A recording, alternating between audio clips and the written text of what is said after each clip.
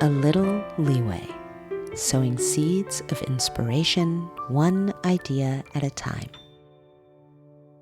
So someone came up to me recently after a talk that I gave, and they were asking me about how could they be more disciplined. And I said to them, maybe it's not about what is the discipline that you need to implement and how can you force yourself to do it. Maybe it's more about looking at what does discipline really mean to you and how could you personalize and refine that definition to fit who you are and where you are at this point in your life more easily.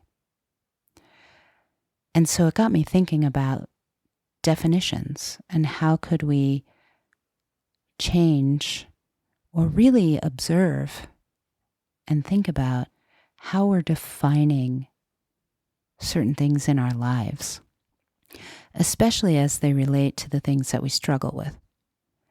So for her, I said, maybe it's not about that you have to set up this rigid routine that you have to do every day, or else you're not disciplined, or you have to have gained some sort of change or goal by a certain time, or else you're not disciplined.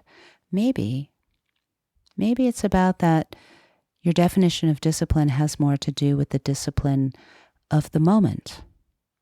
That when I have the realization that I'm wasting time or not feeling good or doing something that's maybe not optimal for myself, that I have the discipline to get up and do something else, to choose differently.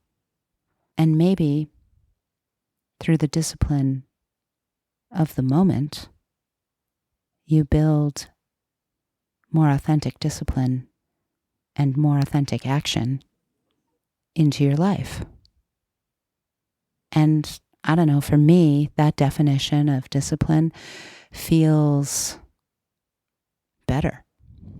It feels a little bit more attainable. It is how I approach discipline because I don't love rigid routine. So